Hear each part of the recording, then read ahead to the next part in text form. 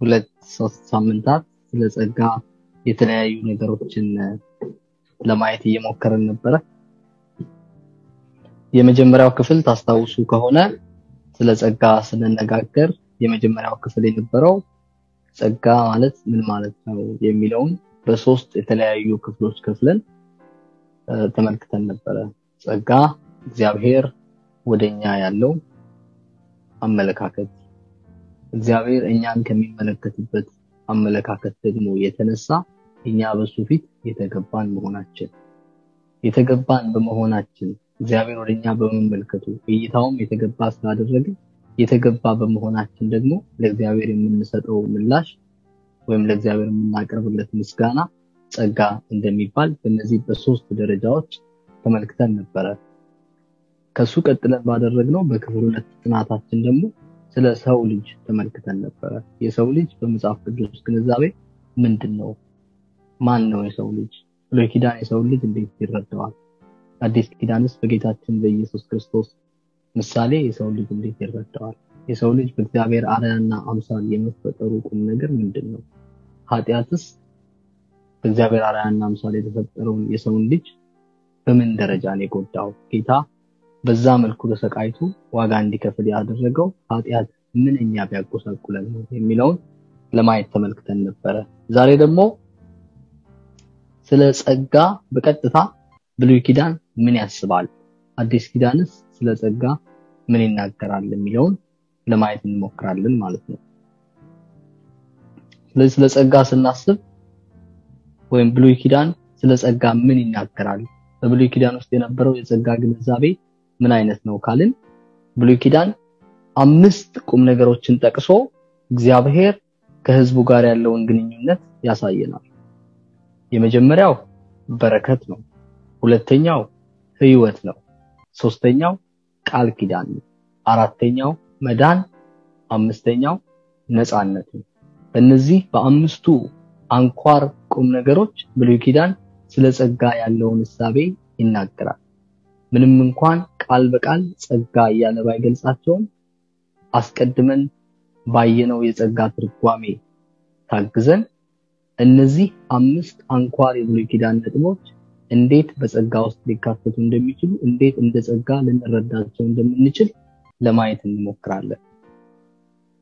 ስለዚህ ብሉይ ኪዳን የሚጀምረው ስለ በረከት በመናገር ከነዚህ ከአምስቱ አስቀድሞ ስለ በረከት ይናገራል። በኦሪት ዘፍጥረት ምዕራፍ 12 ከቁጥር 1 እስከ ቁጥር 3 ብናነብ የእምነት አባታችን የሆነው የአብርሃምን መባረክ እናያለን። እግዚአብሔር በአብርሃም ላይ ያደረገውን ቡራኬ እንመለከታለን። ዳዊት ስለዚህ ቡራኬ ሲዘምር በመዝሙረ ዳዊት ምዕራፍ 45 ቁጥር 2 ላይ ውበትህ ከሰው ልጆች ይልቅ ያምራል፣ ሞገስ በከንፈሮችህ ፈሰሰ፣ ስለዚህ እግዚአብሔር ለዘላለም ባረከህ ይላል። ይህ የእግዚአብሔር በረከት በውስጡ ሁሉ ጊዜ መመረጥን፣ ምሪትን፣ አቅጣጫን ከእግዚአብሔር ጋር ያለ ወዳጅነትን ያመለክታል። የሰው ልጅ ለዚህ በረከት፣ ለዚህ መመረጥ፣ ለዚህ ምሪት፣ ለዚህ አቅጣጫ ወይም ለዚህ ከእግዚአብሔር ጋር ላለው ወዳጅነት ለዚህ ጥሪ የሚሰጠው ምላሽ ምስጋና። እግዚአብሔር ላደረገው ውለታ የሚቀርብለት ካሳ ምስጋና ነው። ዳዊት ስለተደረገለት ነገር ቆጥሮ የሚያመሰግነው በልቅም የሚያመሰግነው የሚዘምረው ለዚህ ሆኖ አይተኸኛል ብቻ ብሎ አይበቃውም፣ ዳሰኸኛል ይላል። ዳሰኸኛል ብቻ ብሎ አይበቃውም፣ ተናግረኸኛል ይላል፣ መርተኸኛል ይላል፣ በእንቅልፌ ሳለው ጠበቅከኝ ይላል፣ በሌሊት እንኳን ልቤን ወዳንተ መለስክ ይላል። ስለዚህ ዳዊት እየቆጠረ የሚያመሰግነው ይሄ የተደረገለት የእግዚአብሔር በረከት፣ ይሄ በህይወቱ የሆነለት ቡራኬ፣ ይሄ በእግዚአብሔር ፊት የመቆሙ ክብር፣ በእግዚአብሔር የመመረጡ፣ በእግዚአብሔር የመመራቱ፣ በእግዚአብሔር የህይወት አቅጣጫዎቹ የመቀመጣቸው፣ ከእግዚአብሔር ጋር ያለው ወዳጅነት እንዴት ባለ መልኩ ነው ለዚህ ምላሽ የሚሰጠው ብሎ ሲያስብ ዳዊት በገናውን አንስቶ ይዘምራል። ስለዚህ የሰው ልጅ ለዚህ ጥሪ የሚሰጠው ምላሽ ምስጋና ነው። ሁለተኛው ብሉይ ኪዳን ስለ ጸጋ እሳቤ ሲናገር የሚጠቅሰው ቁም ነገር ስለ ህይወት ነው። ሁለተኛው ቁም ነገር እግዚአብሔር ሕያው ነው የሚል ነው። እግዚአብሔር ሕያው ነው፣ ስለዚህ ወደሱ የሚጠጋ ሁሉ በህይወት ይኖራል። ሕያውነት እግዚአብሔር ከሌሎች አማልክት የሚለይበት መሰረታዊ ቁም ነገር ነው። ሌሎች አማልክት ህይወትን ለራሳቸው ይፈልጋሉ፣ እግዚአብሔር ግን ህይወቱን አሳልፎ ይሰጣል። ሌሎች አማልክት ደም ይገበርላቸዋል፣ እሱ ግን ስለኔና ስለናንተ ያልተገባን ሆነን ሳለን ኃጢያተኞች ሆነን ሳለን ደሙን ለስሬት እንዲሆን ያፈሳል። ሌሎች አማልክት ለራሳቸው ባሪያ አድርገው ይበዘብዛሉ፣ እሱ ግን ለጠራቸው ለመረጣቸው ክብሩን ያለብሳል። እሱ ሕያው ስለሆነ የሕያዋን አምላክ እየተባለ ይጠራል። በአንደኛ ሳሙኤል ምዕራፍ 17 ከቁጥር 26 እስከ 36 ብታነቡ፣ በመዝሙር 18 ቁጥር 47 ላይ ብትመለከቱ እሱ ሕያው ስለሆነ የሕያዋን አምላክ እየተባለ ይጠራል። እሱ ሕያው ስለሆነ ወደሱ የሚጠጋ ሁሉ ከሱ ሕያውነት የተነሳ በህይወት ይኖራል። እሱ የሁሉ ነገር ምንጭ ነው። መዝሙር 36 ቁጥር 10 ላይ ትንቢተ ኤርምያስ ምዕራፍ 2 ቁጥር 13 ላይ እንደምናገኘው እሱ ሕያው የሚያደርገንን ሩዋህ የሚተነፍስብን ለሰው ልጆች የህይወትን እስትንፋስ የሚሰጥ አምላክ ነው። ስለዚህ ብሉይ ኪዳን ስለ ጸጋ ባለው እሳቤ ውስጥ እግዚአብሔር ሕያው ነው፣ ወደ እግዚአብሔርም የሚጠጋ በህይወት ይኖራል፣ ወደ እግዚአብሔር የሚጠጋ የህይወት ስጦታ የሱ ይሆናል። ስለዚህ ከእግዚአብሔር የምንቀበለው ይሄ የህይወት ስጦታ ጸጋ እንደሆነ አድርጎ ያቀርባል። ሶስተኛው ቁም ነገር ቃል ኪዳን ነው። እግዚአብሔር የቃል ኪዳን አምላክ ነው። እግዚአብሔር በፈቃዱ መርጦ ከወደደው ጋር ቃል ኪዳኑን ያቆማል። እሱ ስለ ቃል ኪዳኑ ፍጹም ይታመናል። ስለዚህ አስቀድመን እንደተናገርነው እግዚአብሔር ላደረገልን መልካም ነገር የምንሰጠው፣ እግዚአብሔር ለዋለልን ውለታ የምንሰጠው ነገር ምስጋና ነው ብለን ነበር። ለእግዚአብሔር ታማኝነት የምንሰጠው ነገር ግን ምስጋና አይደለም። ለመታመኑ ምላሽ ምስጋና ማቅረብ ሳይሆን ለተስፋው መታመን ነው። መታመን የሌለው ምስጋና አንካሳ ነው፣ ወደ እግዚአብሔር አይደርስም። እሱ ከአዳም ጀምሮ እስከ ጌታችን ኢየሱስ ክርስቶስ ድረስ የሚፈልገው ነገር በሱ መታመንን ነው። የማይታመን ሰው አያምንም። ቢያምን እንኳን የሚተማመነው በራሱ መታመን ላይ ባለው እምነት ነው።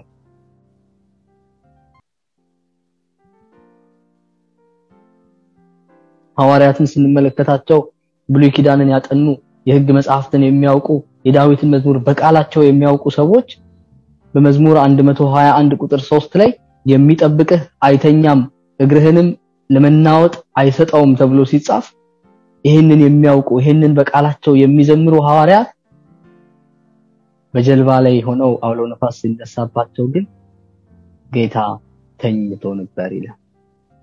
የማርቆስ ወንጌል ምዕራፍ 4 ከቁጥር 37 እስከ 38 ባለው ስንመለከት ብርቱ አውሎ ነፋስ ተነሳና ውሃ በታንኳይቱ እስኪሞላ ድረስ ማዕበሉ በታንኳይቱ ይገባ ነበር ይላል። ውሃ አይደለም ሲገባ የነበረው፣ ማዕበሉ ወደ ታንኳይቱ ይገባ ነበር ይላል። ኢየሱስም በስተኋላው ትራስ ተንተርሶ ተኝቶ ነበር ይላል። መታመን ማለት ይሄ ማለት ነው። ወደ ታንኳው ውሃ ብቻ ሳይሆን ወደ ታንኳው ማዕበል ሲገባ በዛ ታንኳ ውስጥ ማን እንዳለ ከማወቅ የተነሳ ትራስ ተንተርሶ በጀርባ መተኛ። እነሱ ግን ከተኛበት ቀስቅሰው አንቀተውት መምህር ሆይ ስንጠፋ አይገድህንም ብለው ይጠይቁታል። ስንጠፋ አይገድህምን? ስንጠፋ ዝም ነው የምትለን ብለው ይጠይቁታል። ወዳጆቼ ከጌታ ጋር ከሆነ እሱ በታንኳ ላይ ካለ ብንሰምጥስ? ከጌታ ጋር ከሆነ ብንሰምጥስ ክብራችን አይደለም? ደግሞ እሱ ይዣለው ካለ እኔ ከሱ የበለጠ አጥብቄ ይዛለሁ?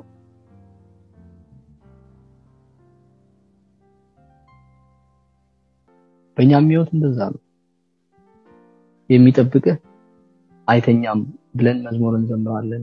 የሚጠብቅህ አይተኛም ሲባል ሃሌሉያ እንላለን፣ አሜን እንላለን። ከዛ የሚጠብቀን የተኛ የመሰለን ቀን ወደ ታንኳው ማዕበሉ መግባት የጀመረ ቀን የተኛውን ከመቀስቀስ ይልቅ ወደሱ ዞሮ ስንጠፋ ግድ አይልህምን? ስንጠፋ ዝም ትላለህን ከማለት ይልቅ እነዛ ሞኝ መርከበኞች እንዳደረጉት ያለንን ነገር ሁሉ ወደ ባህሩ መጣል እንጀምራለን። ኮሽ ላለ ነገር ሁሉ ህይወት የሚያክል ዋጋ ለመክፈል ሳይቀር እንደራደራለን። ጌታ በታንኳ ውስጥ ትራስ ተንተርሶ ተኝቶ ነበር እያለ ማርቆስ ምቾቱን ሳይቀር ይነግረናል። መታመን ማለት እሱ ማለት ነው። ያቺ ሴተኛ ዳሪ የሽቶውን ብልቃጥ ሰብራ በጌታ ላይ እንዳፈሰሰች በራሱ ላይ ሁሉን እንዳፈሰሰች እንዲሁ ደግሞ እኔም ህይወቴን ሙሉ በሙሉ በሱ ላይ አፈሳለሁ እንጂ የሽቶውን ውድነት ብዬ ጌታን አላጣም። የሽቶውን ውድነት ብዬ የጌታን ዋጋ በኔ ሽቶ ዕቃ ወይም ደግሞ በኔ ሽቶ ብልቃጥ ዋጋ አልመዝንም። አራተኛው ቁም ነገር ብሉይ ኪዳን ስለ ጸጋ የሚናገረው ማዳን የሚል ነው። ማዳኑን፣ ጥበቃውን፣ ክብካቤውን፣ ጥንቃቄውንና ፈውሱን ይጠቅሳል። ማዳን፣ ጥበቃ፣ ክብካቤ፣ ፈውስ እነዚህ ሁሉ ቁም ነገሮች በአዲስ ኪዳን ለሚገለጠው በአዲስ ኪዳን ለሚመጣው የክርስቶስ መንግስት ቅምሻ ነበሩ። አባቶቻችን በተስፋ የቀመሱትን እኛ በስጋውና በደሙ በላ ነው። የደህንነት ታሪክ ብሉይ ኪዳን ስለ ጸጋ ያለው ሐሳብ ሁሉ የልብ ትርታ ነው። ብሉይ ኪዳን ስለ ጸጋ የሚናገረው ነገር ሁሉ በአዲስ ኪዳን በጌታችን በኢየሱስ ክርስቶስ ከሚፈጸመው ቤዛነት አንፃር የተነገረ ነው። እሱ መጥቶ ከሚያደርገው ማዳን አንፃር የተነገረ ነው። ስለዚህ ለብሉይ ኪዳን ጸጋ ምንድነው ከተባለ ጸጋ እግዚአብሔር ለሰው ልጅ ያደረገለትን ማዳን የሚገልጽበት ነጸብራቅ ነው። ጸጋ በሰው ልጆች ማንነት ላይ የተመረኮዘ ስጦታ ሳይሆን የሰው ልጅ በእግዚአብሔር አራያና አምሳል ከመፈጠሩ የተነሳ የተደረገለት በጎነት ነው።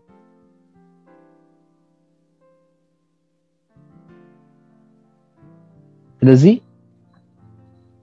በደህንነት ታሪክ ውስጥ እግዚአብሔር ራሱን ለሰው ልጆች ሲገልጥ ሁሉ ጊዜ በውስጡ መመረጥ፣ መለየት፣ መቀደስ የሚሉ ቁም ነገሮች አሉበት።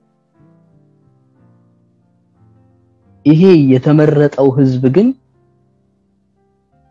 እንደተመረጠበት ምርጫ ክብር ሊመላለስ ከተመረጠበት መመረጥ ጋር በክብሩ የሚስተካከል ህይወት ለመኖር ህይወቱን ከምርጫው ሐሳብ ጋር ማስተካከል ያስፈልገዋል። ለዛ ነው ሐዋርያው ቅዱስ ጳውሎስ ለቅዱሳን በማይሆን ኑሮ አትጠመዱ የሚል።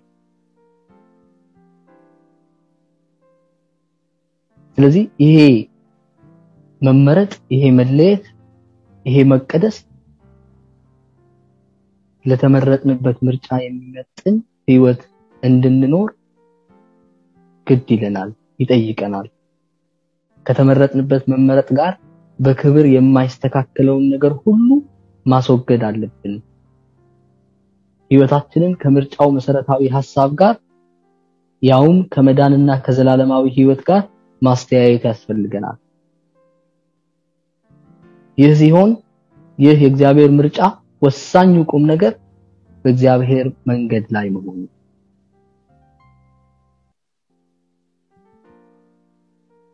በእግዚአብሔር መንገድ ላይ መሆን ሰው ለተጠራበት ጥሪና ለተመረጠበት ምርጫ ለእግዚአብሔር በእምነት መልስ መስጠት ማለት ነው። ይሄ እምነት ግን በቃላት የሚነገር አሜን በማለት የሚገለጽ እምነት ሳይሆን ለእግዚአብሔር በተለየንበት መለየት ተለይተን መቆም ማለት ነው። ለዛ ነው ሐዋርያው ቅዱስ ጳውሎስ ስለ ክርስቶስ ስል ለኔ የነበረውን ክብር ሁሉ እንደ ቤት ጥራጊ ቆጠርኩት የሚል። ጳውሎስ ለሱ የነበረውን ክብር ሁሉ እንደ ቤት ጥራጊ የቆጠረው በበለጠ ክብር ስለተጠራ ነው። በማይነጻጸር ክብር ስለተጠራ ነው። በማይሰፈር በማይለካ ክብር ስለተጠራ ነው። ስለዚህ ይህ ለእግዚአብሔር በተለየንበት መለየት ተለይተን መኖር የሰው ልጅ በእግዚአብሔር ፊት ባለሞገስ እንዲሆን የሚያደርገው ቁም ነገር። ይህ መለየት ለኃጢአት እንዲጨክን ስለ ጽድቅ ወደ እግዚአብሔር ልቡን እንዲመልስ የሚያደርገው ጸጋ ነው። ስለዚህ ለብሉይ ኪዳን ጸጋ ሁሉ ጊዜ በጌታችን በኢየሱስ ክርስቶስ ከሚከናወነው ቤዛነት ከሚከናወነው ማዳን ጋር የተገናኘ ነው። ብሉይ ኪዳን ስለ ጸጋ ሲናገር የጌታችን የኢየሱስ ክርስቶስን ቤዛነት ማዕከላዊ አድርጎ ነው፣ መካከለኛ አድርጎ ነው። ስለዚህ ብሉይ ኪዳን ስለ ጸጋ ሲናገር የጌታን የማዳን ስራ መካከለኛ ስለሚያደርግ አምስተኛውና የመጨረሻው የብሉይ ኪዳን የጸጋ ግንዛቤ ነፃነት ነው። ነፃ የሚያወጣ ወደ አርነት ህዝቡን የሚጠራ እግዚአብሔር በህዝቡ ቀንበር ላይ እጁን ይዘረጋል። ቀንበርን ሁሉ ይሰብራል፣ የጎሰቆለውን ያወዛል፣ የወየበውን ዳግም መልከኛ ያደርገዋል። እግዚአብሔር እንደ ህዝብ ክብሩንና ነፃነቱን ለእስራኤል ሲያጎናጽፈው እንመለከታለን። ዳዊት እንደሚዘምረው በመዝሙር 135 ላይ ፈረሱንና ፈረሰኛውን በባህር አስጥሞ እስራኤልን ውሃ አልጣፈጠኝም ብሎ የሚያጉረመርመው ይሄ የምታዘንብልኝ መና ሰለቸኝ ሰውነቴ ተጸየፈው ብሎ የሚያጉረመርመው ለምን ጠራኸኝ ቢለው የበላበትን ወጪት ለመስበር ለእግዚአብሔር የሰበሰበውን ወርቅ አቅልጦ ጣዖት የሚቀርጸው ውሻ ወደ ተፋቱ እንደሚመለስ የሆነው ያልታመነውን የማይታመነውንም እስራኤልን ስለወደደውና ስለወደደው ብቻ ከፍቅሩ የተነሳ በደረቅ መሬት ላይ ግራና ቀኝ እሱ ራሱ ግርግዳ ሆኖ ተንከባክቦ ያሻግረዋል፣ ነፃ ያደርገዋል።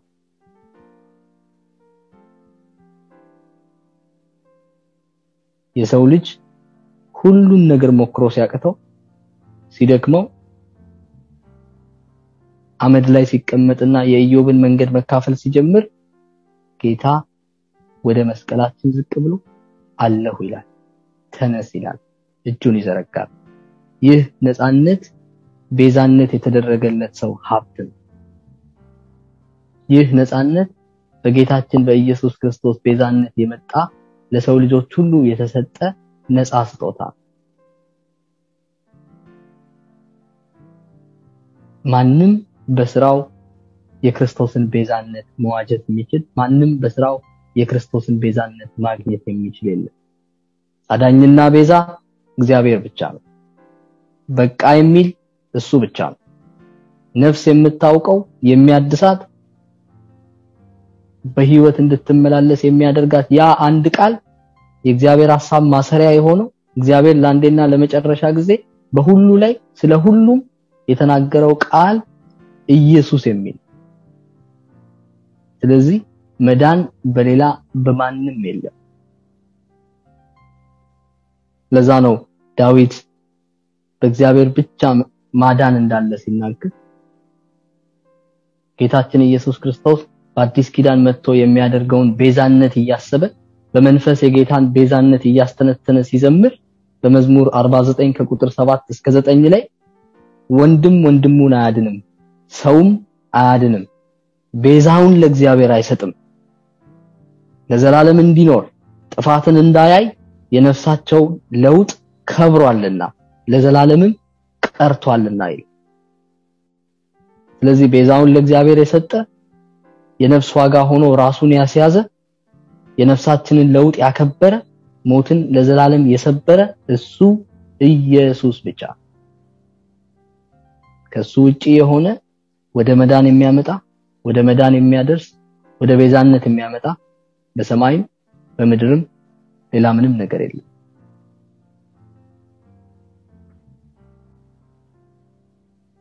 ስለዚህ ምንም እንኳን ብሉይ ኪዳን ስለ ጸጋ የሚናገርበት አንድ ቃል ወይም አንድ ገላጭ ባይኖረው በእነዚህ በአምስት የተለያዩ ሐሳቦች ጸጋ ምን መሆኑን አስቀድሞ ለአባቶቻችን እንዳሳያቸው እንዳቀምሳቸው መረዳት እንችላለን ነገር ግን ከዚህም በላይ በብሉይ ኪዳን ጥቅም ላይ የዋሉትን አንዳንድ ቃላት ብንመለከት የበለጠ ስለ ጸጋ ሐሳብ ያብራሩልናል ብሉይ ኪዳን የተጻፈበት የዕብራይስጡ ቅጂ ሄናን የሚለውን የዕብራይስጡን ቃል ሄን ከሚለው በፍቺ ከሚመስለው ስም ጋር በብዛት ጥቅም ላይ ሲያውል እንመለከተዋለን ሄናን ወይም ሄን የሚለው የዕብራይስጡ ቃል ሐሳብ የእግዚአብሔርን ርህራሄና የእግዚአብሔርን ምህረት የሚገልጽ ነው ይሄ ሄን የሚለው የዕብራይስጡ ቃል በሰባ ወከሌቱ በሰባ ሁለቱ ጸሐፍት ማለት ነው በሰባ ወከሌቱ በሰባ ሁለቱ ጸሐፍት በግሪኩ የመጽሐፍ ቅዱስ ቅጂ ሲተረጎም ካሪስ ወይም ደግሞ ግሬስ ወይም ደግሞ ጸጋ ተብሎ ተተርጉሟል ይሄ ካሪስ የሚለው የሰባ ወከሌቱ ትርጉም ወይም ይሄ ሄን የሚለው የዕብራይስጡ ቃል ትርጉም ሐሳቡ ምንድነው ካለ እግዚአብሔር ለሰው ልጆች ያለው ለጋስ ፍቅር ከሰው ልጆች ማንነት የሚነሳ ከሰው ልጆች ማንነት የሚመነጭ ሳይሆን እግዚአብሔር ለሰው ልጆች ያለው ለጋስ ፍቅር ይሄ ለጋስ ፍቅር ፈጣሪ ከፍጥረቱ ጋር የሚገናኝበት መለኮታዊ ጥበቡ ነው ይህ ሐሳብ ከምህረት ጋር የተቆራኘ በመሆኑ ጸጋና ምህረት የተያያዙ ነገሮች ናቸው ጸጋና ምህረት እግዚአብሔር ከሰው ልጆች ጋር የሚገናኝባቸው የተግባቦቱ እሴቶች ናቸው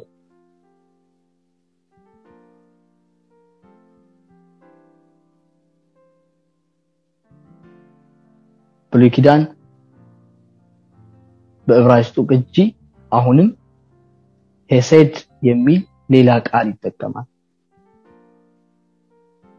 ሄሴድ የሚለው የዕብራይስጡ ቃል መታመንን የሚያመለክት ሲሆን መታመን የመለኮታዊ ቃል ኪዳን የልብ ትርታ ነው መታመን የሌለው ቃል ኪዳን የለም መታመን በሌለበት ቃል ኪዳን የለም ስለዚህ እግዚአብሔር ለሰጠው የተስፋ ቃል ታማኝ መሆኑን ሲናገር ሄሴድ ይላል ስለመታመን ያወራል እግዚአብሔር ለተናገረው የተስፋ ቃል ታማኝ ነው እግዚአብሔር ስለ ጸጋው ታማኝ ነው እግዚአብሔር ስለማዳኑ ስለቤዛነቱ ታማኝ ነው እኔ በሚገባኝ ቦታ ቆምኩም አልቆምኩም እግዚአብሔር ከታማኝነቱ ለአይን ቅጽበት ያክል ዝንፍ አይልም እግዚአብሔር ካለበት ስፍራ እመጣለሁ እወስድሃለሁ አደርሰሃለሁ ካለበት ስፍራ እንደ አይን ቅጽበት እንኳን ዝንፍ አይልም እኔ ቅዱስ ብሆን እኔ እርኩስ ብሆን ቅድስናዬ ማነቃንቀው እርክሰቴም ወደ ኋላ አይገፈትርም እግዚአብሔር ባለበት ስፍራ ለዘላለም በታማኝነቱ ጸንቶ ይኖር ታማኝነቱ ግን አለመታመናችንን የሚፈውስ ነው ታማኝነቱ አለመታመናችንን የሚፈውስ ስለሆነ ይሄ የዕብራይስጡ ሄሴድ የሚለው ቃል በሰባ ወከሌቱ የግሪኩ ቅጂ ሲተረጎም ኤሎስ ተብሎ ተተርጉሟል ሄሴድ መታመንን ሲያመለክት በግሪኩ ቅጂ የገባበት አገባብ ግን ኤሎስ የሚለው ከመታመን ይልቅ ወደ ምህረት ያዘነብላል የእግዚአብሔር ታማኝነት የኛን አለመታመን የሚፈውስ ታማኝነት ነው። የኛን አለመታመን በየቀኑ የሚያሳድግ፣ በየቀኑ የሚፈውስ፣ በየቀኑ የሚያድን፣ ወደ መታመን የሚያመጣ ነው። ስለዚህ በውስጡ ምህረት አለው። ለዛ ነው ዳዊት ኃጢአትን ብትቆጥር ኖሮ በፊትህ ማን ይቆማል? ነገር ግን ባንተ ዘንድ ብዙ ምህረት አለ የሚል።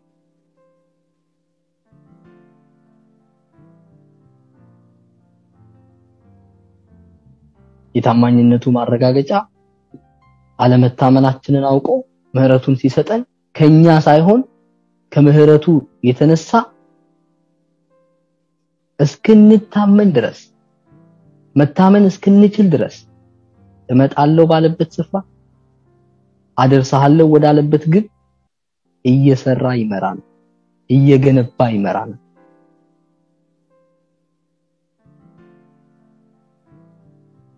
ብሉይ ኪዳን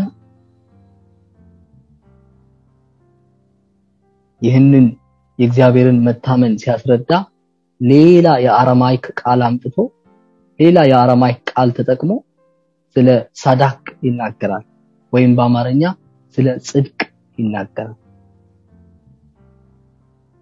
ጽድቅ መለኮታዊ ፍትህ ማለት ነው። መለኮታዊ ፍትህ ሁሉን ለተፈጠረበት ዓላማና ለተፈጠረበት ክብር አስተባብሮ መያዝ ነው።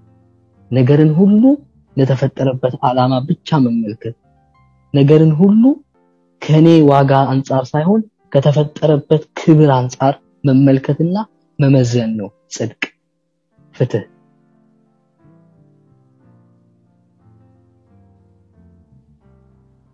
ስለዚህ ጽድቅ እንደ ፍትህ ሲታይ ከእግዚአብሔር በጎነትና ቸርነት የተነሳ የሚከናወነውን የሰው ልጆች መዳን የተቀመረበት፣ የሰው ልጆች መዳን የተሰራበት የመለኮታዊው እቅድ ዘላለማዊ ስሌት ነው።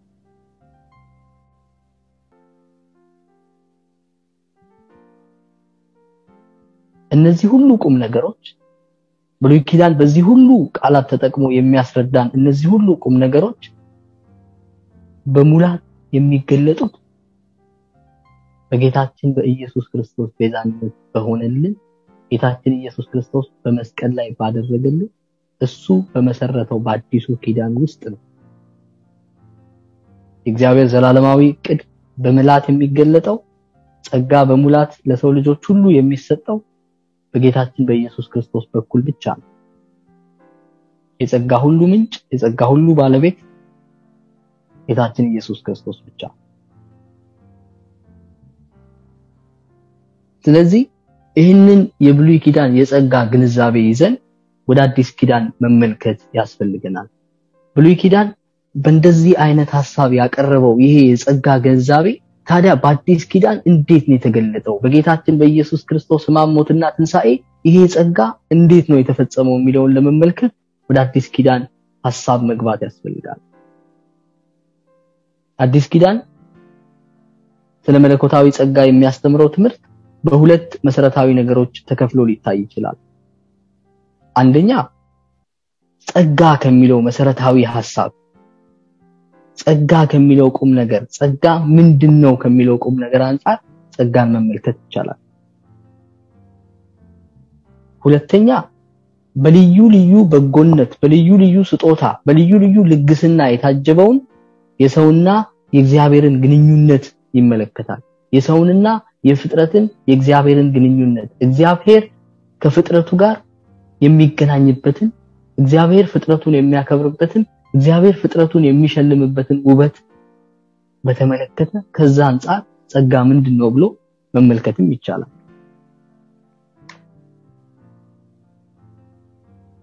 ስለዚህ ጸጋ በአዲስ ኪዳን ግንዛቤ እግዚአብሔር አምላክ ከፍጥረቱ ጋር የገባውን ቃል ኪዳን በልጁ በጌታችን በኢየሱስ ክርስቶስ በኩል ያደሰበትና በሱ በኩል ሁሉን አዲስ ያደረገበትን ምስጢር በሙሉ ይጠቀልላል።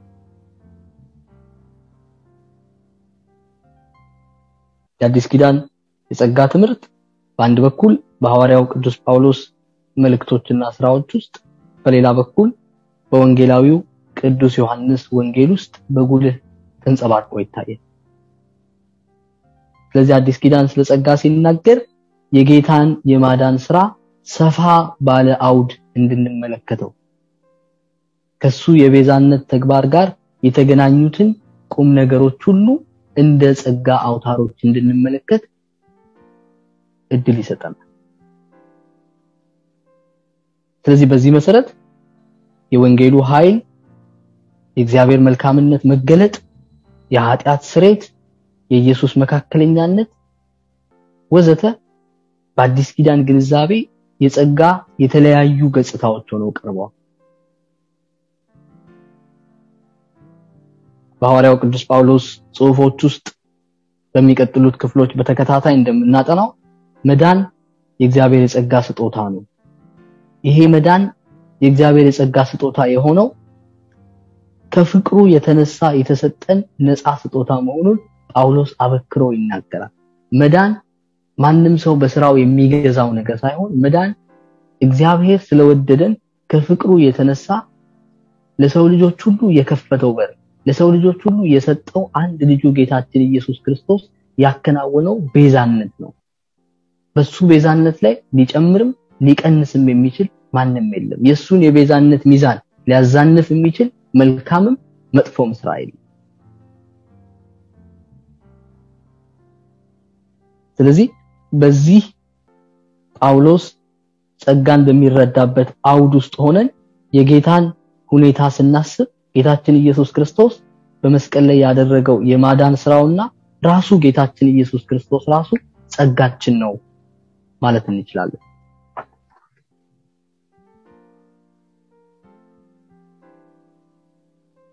ምክንያቱም እግዚአብሔር አምላክ ለሰው ልጆች ሊሰጠን የሚችለው የመጨረሻው ትልቁ ስጦታ አንድ ልጁ ጌታችን ኢየሱስ ክርስቶስ ራሱ ነው።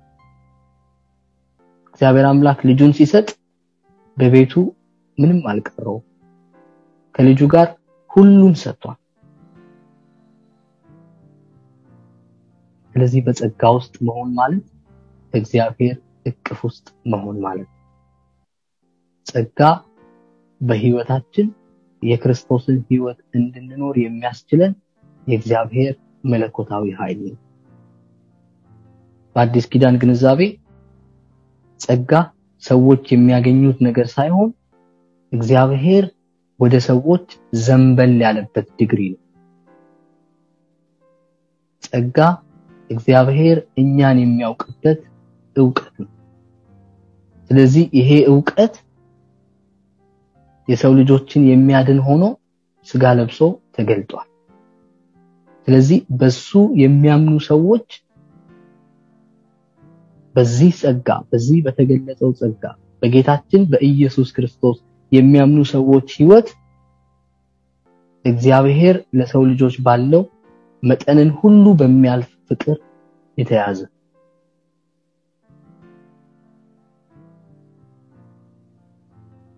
አዲስ ኪዳን ይሄንን በሚመለከት ልዩ ልዩ የጸጋ ገጽታዎች ልዩ ልዩ የጸጋ እሳቤዎች ልዩ ልዩ የጸጋ መልኮች እንዳሉ ሲያስተምር ስለ እግዚአብሔር መንግስት ከክርስቶስ ጋር ስላለን ህብረት በኢየሱስ ክርስቶስ ስላለን ህይወት በዘላለማዊ ልጅነት ውስጥ ስላለን መካፈል ስለ ዳግም መወለድ ስለ አዲስ ፍጥረት ከዘላለም ጀምሮ ስለመመረጥ ስለ ጽድቅ በነፍስ ውስጥ ስለሚንቀሳቀሰው የመንፈስ ቅዱስ ህልውና ስለ መንፈስ ቅዱስ ስጦታዎች በእምነት ስለምንኖረው አዲስ ህይወት ወዘተ እነዚህን ሁሉ የጸጋ ልዩ ልዩ ገጽታዎች አድርጎ ያቀርባቸው። እነዚህ ልዩ ልዩ የጸጋ መልኮች በወንጌላት ውስጥ በስፋት ተጠቅሰው እናገኛቸዋለን። ነገር ግን ከሁሉ በላይ አስቀድሜ እንዳልኩት በቅዱስ ዮሐንስ ወንጌልና በሐዋርያው ቅዱስ ጳውሎስ መልእክቶች ውስጥ ጸጋ በጉልህ ተብራርቶ ይገኛል። ዮሐንስ በወንጌሉ ሐዋርያው ቅዱስ ጳውሎስ በመልእክቶች ውስጥ የሚያስተምረው የጸጋ ትምህርት ምንድነው የሚለውን በቀጣይ ክፍል አብረን እንመለከታለን። እግዚአብሔር ይስጥልኝ።